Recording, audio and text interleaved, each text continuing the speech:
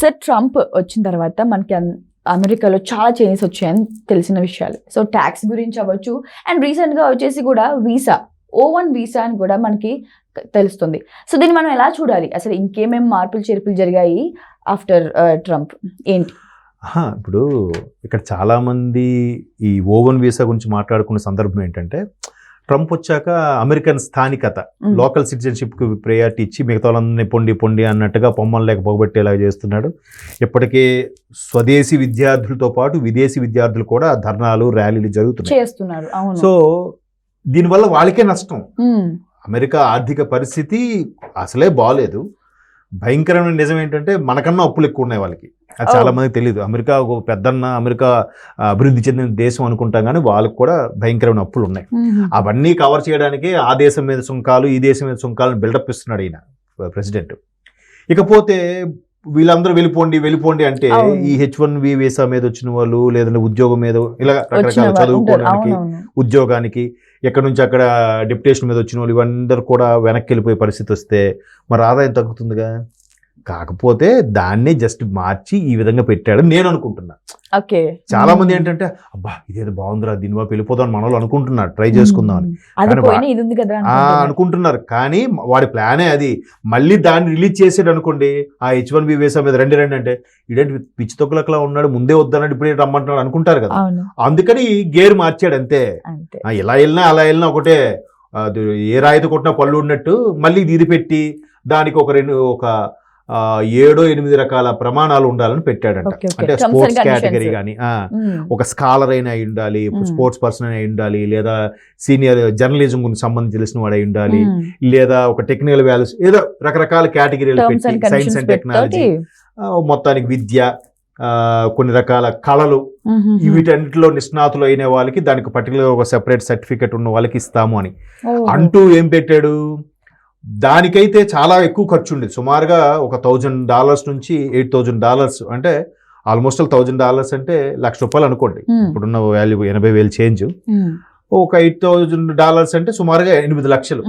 ఇప్పుడు దీనికి చాలా తక్కువ రేట్లో చేస్తున్నాడంట, ఈజీగా ఒక 60-70 వేల్లో అయిపోయేలాగా. సో కుదిస్తున్నాడు.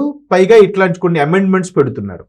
పెట్టినప్పుడు లేదు మీరున్నారు, మీరు ఒక మంచి యూనివర్సిటీ నుంచి స్కాలర్గా వచ్చారు, లేదా రాలేదు, మీరు యూనివర్సిటీ స్టూడెంట్ కానీ స్కాలర్ కాదనుకోండి, అప్పుడు మీరేం చేస్తారు, మెల్లిగా యూనివర్సిటీ వాళ్ళని ప్రొఫెసర్ని ఉన్న పట్టుకొని ఒక అటెస్టేషన్ కాపీ పెట్టి దాన్ని నాకు తెలుసు నీ అమ్మాయి home so ever it may concern అని ఉంటుంది ఒక లెటర్.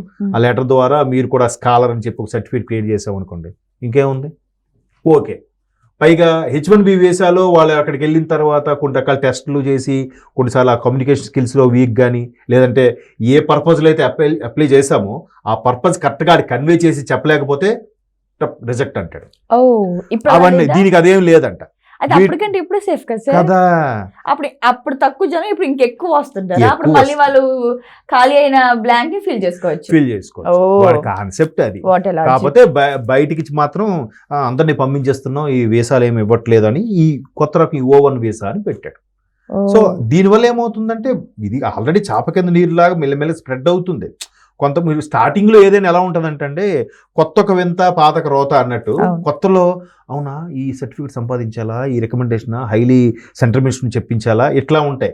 కొంచెం అలవాటు అయింది అనుకోండి, ఆ లోకల్గా ఎమ్మెల్యే రికమెండ్ చేసిన అయిపోద్ది అనే పరిస్థితికి వచ్చేస్తుంది కదా. సో ఇంక 2020-21 నుంచి కూడా ఇలాంటి పెట్టే ఉందంట యాక్చువల్గా. బట్ అప్పుడు అంతమంది వెళ్ళలేదు. వెళ్తే అప్పుడు వీసా ఎక్స్టెండ్ అవుతుందా అవ్వదా అని కొన్ని డౌట్స్ ఉండేవి. ఇప్పుడు ట్రంప్ వచ్చాక ఏం చేశాడంటే దాన్ని స్టార్టింగే ఒక 3 ఏళ్ళ వరకు ఇస్తున్నాడంట. అంటే 3 ఏళ్ళ వరకు ఇస్తారంటే దానికి కూడా మళ్ళీ చిన్న అమెండ్మెంట్ ఉంటుంది. ఆ వీసాలో కూడా 3 ఏళ్ళ వరకు ఇస్తారు. ఈ 3 ఏళ్లలో సుమారుగా ఒక 10 సార్లు వెళ్ళి రావాల్సి ఉంటుంది. 10 సార్లు లేకపోతే 6 సార్లే వెళ్ళి రావచ్చు. ఒకసారి వెళ్తే 6 నెలలకు మించి ఉండకూడదు. అలా కొన్ని నిబంధనలు ఉంటాయి. మామూలుగా రెగ్యులర్గా ట్రాన్స్పోర్ట్ వీసా మీద వెళ్ళే వాళ్ళు, ట్రావెలింగ్ వీసా కానీ, ఒక టూరిస్ట్ వీసా కానీ ఇచ్చినప్పుడు ఇలాంటి అమెండ్మెంట్ పెట్టిస్తారు. దీనికి కూడా అలాగే ఏదో పెట్టారు. బట్ 3 ఏళ్ళ తర్వాత దాన్ని మళ్ళీ ఎక్స్టెండ్ చేసుకోవచ్చు. అంటే స్టార్టింగ్ ఆ ప్రాపర్ సర్టిఫికేట్ సంపాదించడానికి మీరు స్కాలరా లేదా టెక్నికల్ పర్సనా ఏదో అని ఆ సర్టిఫికేట్ సంపాదించడమే కష్టం, కానీ సంపాదిస్తే ఇంకా హ్యాపీ. 3 ఏళ్ళు అయిపోయింది, వాడు వెళ్ళినా వెళ్ళకపోయినా మళ్ళీ ఎక్స్టెండ్ చేసుకుంటాడు కదా. సో అందువల్ల ఇప్పుడు మాకు తెలిసిన ఫ్రెండ్స్ వాళ్ళ పిల్లలు కూడా వెళ్ళి ఆల్రెడీ ఎంఎస్ అది చేసిన వాళ్ళు చేస్తున్నారు. వాళ్ళు ఏం చేశారు, తెలుగు ఎంఎస్ చేసే వాళ్ళు బయట ఉద్యోగాలు చేయకూడదు. ఓకే. వాళ్ళకి తెలిస్తే చదువుకోవడానికి వచ్చారు కదా మీరు ఉద్యోగాలు ఎలా చేస్తారు, బట్ వాళ్ళు పార్ట్ టైం చేసుకుంటుంటారు. ఎంత పార్ట్ టైం ఉంటాయంటే యూఎస్లో కూడా, అంటే ఫ్రెండ్స్ చెప్తుంటే విన్నాను, ఆనియన్స్ కట్ చేయడానికి కూడా వాళ్ళు పే చేస్తారంట హోటల్స్లో. ప్లేట్లు కడగడానికి సపరేటు, ఆనియన్స్ కట్ చేసే వాళ్ళు కూడా ఉంటారు. జనరల్గా అందరూ చెప్పేది ఏంటంటే పెట్రోల్ బంకులో కొట్టిస్తారంటారు కదా, అలా కాకుండా ఒక సెపరేట్ ఉంటుందంట అన్నిటికీ. బట్ అక్కడ ఏంటి గొప్ప విషయం ఏంటంటే అన్ని అవర్లు బేస్డ్, అవును, అవర్లీ బేస్డ్ వర్క్ చేస్తారు. అండ్ ఇంకోటి ఏంటంటే ఎంత ఉన్న వాళ్ళు కూడా పని చేసుకునే పాకెట్ మనీకి సంపాదిస్తారు అంటే వాళ్ళకి ఎర్నింగ్ స్టేజ్ అప్పుడు స్టార్ట్ అవుతూ ఉంటుంది. వాళ్ళకి అదొక ఆనందం, సొంతంగా సంపాదించుకున్నారు పాకెట్ మనీ. దట్టు యుఎస్ లాంటి కల్చర్లు ఏంటంటే ఎవరి పని వాళ్ళే చేసుకుంటారు. ఇంట్లో హోమ్ మేడ్ అదే పని మనుషులు వాళ్ళు ఉండరు. అవును. బట్ ఇప్పుడు మన లాంటి వాళ్ళు విదేశాలలో వచ్చిన తర్వాత వీళ్ళు సీక్రెట్ గా వాళ్ళ ఇళ్ళలో పని చేస్తున్నారు. వాళ్ళ బేబీకి టేక్ కేర్ ఇప్పుడు చాలా మంది చెప్తున్నారు. అంటే వాళ్ళకి తెలియకూడదు, ఓపెన్ గా తెలియకూడదు. వాళ్ళు అందుకే ట్రాన్సాక్షన్ కాకుండా క్యాష్ ఇవ్వడం ఏదో చేస్తారు. అట్లా ఆన్లైన్ అయితే మళ్ళీ ఇబ్బంది అవుతుంది కాబట్టి సీక్రెట్ గా ఏదో మేనేజ్ చేసుకుంటారు. ఇప్పుడు బయట పెట్రోల్ బంక్ కానీ హోటల్స్ లో రెస్టారెంట్స్ లో కానీ ఇట్లాంటి వాటిలో చేసేటప్పుడు ఆథరైజ్డ్ గా కాకుండా అందుకే అవర్లీ బేస్డ్. ఇప్పుడు మా కజిన్ ఒకడు వెళ్ళినప్పుడు ఇట్లాగే వాడికి ఏంటంటే మన ఇండియన్ టైమింగ్స్ దానికి మ్యాచ్ అవ్వడం కోసం అక్కడ పొద్దున్న 6 నుంచి మాక్సిమం 1 గంట 2 కల్లా ఆఫీస్ క్లోజ్ అయ్యేదట. ఈ రూమ్కి వచ్చి ఒక 1 అవర్ పడుకున్నాక ఈవినింగ్ ఏం చేయాలరా అనుకునే టైంకి సరే పెట్రోల్ బంక్ అది ఇది చెప్తుంటారు కదా, పెట్రోల్ బంక్ వెళ్ళి అడిగాడంట. అడిగితే అక్కడ ఒక ఇండియన్ ఉన్నాడంట, ఏదో నార్త్ ఇండియన్. అడిగితే ఇక్కడ కాదు పక్కన రెస్టారెంట్ వెళ్ళి అడిగితే ఆ రెస్టారెంట్ లో ఇట్లా ఆనియన్ కట్ చేస్తుంది చేస్తా ఉన్నాడంట. సరే చేస్తాను. వాడు 1 month లో సుమారుగా ఒక $850 ఎంతో సంపాదించుకున్నాడు జస్ట్ ఈవినింగ్ ఒక 1 అవర్ ఆనియన్స్ కట్ చేయడానికి. వండర్ఫుల్, హ్యాపీ కదా. అంటే $1000 వరకు వెనకేసుకున్నాడంటే వాళ్ళు అక్కడ డెప్యుటేషన్ మీద ఇచ్చిన శాలరీ ఉంది, ఇక్కడ శాలరీ ఉంది, అది పాకెట్ మనీకైనా సరదాగా ఇట్లా వెళ్ళాను రా నేను సంపాదించుకున్నాను వచ్చి సరదాగా ఉంటుంది. సో అట్లాగా వీళ్ళకి అవసరం, ఎస్పెషల్లీ ప్రపంచవ్యాప్తంగా ఏ కంట్రీ తీసుకున్నా ప్రతి 100 మందిలో 25 మంది భారతీయులే. ఏ కంట్రీ తీసుకున్నా అంటే 1/4 అంట. ప్రపంచంలో అత్యంత జనాభా ఉన్న దేశం మనదే కాబట్టి. దట్టు ఇప్పుడు అమెరికాకి వెళ్ళే వాళ్ళు ఎక్కువగా బ్రెజిల్ వాళ్ళు, భారతీయులు సెకండ్ ప్లేస్ థర్డ్ ప్లేస్ లో ఉన్నారు. అందులో మళ్ళీ మన తెలుగు వాళ్ళు ఎక్కువ బాగా ఉన్నారంట.